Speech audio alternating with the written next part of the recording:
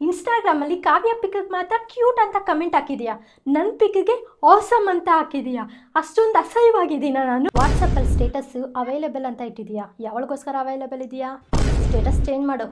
ನೆನ್ನೆ ನೈಟ್ 9 ಗಂಟೆಗೆ ನನಗೆ ಗುಡ್ ನೈಟ್ ಹೇಳಿ 12 ಓ ಕ್ಲಾಕ್ವರೆಗೂ ನೀನು ಆನ್ಲೈನಲ್ಲಿ ಇದೆಯಾ. ನಿನ್ನ ಲಾಸ್ಟ್ ಸೀನು 12 ಓ ಕ್ಲಾಕ್ ಇದೆ. ಯಾವಳ ಜೊತೆ ಚಾಟ್ ಮಾಡ್ತಾ ಇದ್ದೆ?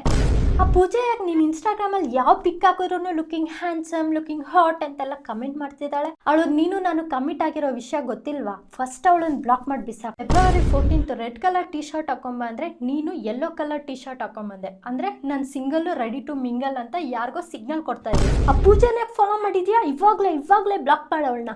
ವಾಟ್ಸಪ್ಪಲ್ಲಿ ವಿಡಿಯೋ ಕಾಲ್ ಮಾಡಿ ಇವಾಗಲೇ ಸ್ಕ್ರೀನ್ ಶೇರ್ ಮಾಡು. ಇದು ನೀನು ಎಕ್ಸ್ ಅಲ್ವಾ? ಅಂದರೆ ಅವಳು ನಿಂಗೆ ಇನ್ನೂ ಕಾಂಟ್ಯಾಕ್ಟಲ್ಲಿ ಇದ್ದಾಳ? ಅಂದರೆ ನೀನು ನನಗೆ ಮೋಸ ಮಾಡ್ತಾ ಇದೀಯ. ಆ ಮಧು ಎಲ್ಲ ಪಿಕ್ಸ್ಗೂ ಲೈಕ್ ಮಾಡಿರ್ತೀಯ. ಅವಳು ಪೋಸ್ಟ್ ಮಾಡಿದ ತಕ್ಷಣ 1 ಮಿನಿಟಲ್ಲಿ ಫಸ್ಟ್ ನಿಂದ ಲೈಕ್ ಇರುತ್ತೆ. ಅಷ್ಟೊಂದು ಇಷ್ಟ ಆದ್ಲ ಅವಳು ನಿಂಗೆ. ಅವಳ ಜೊತೆನೇ ಕುಲ್ಕು. ಬಾಯ್, ಬ್ರೇಕಪ್.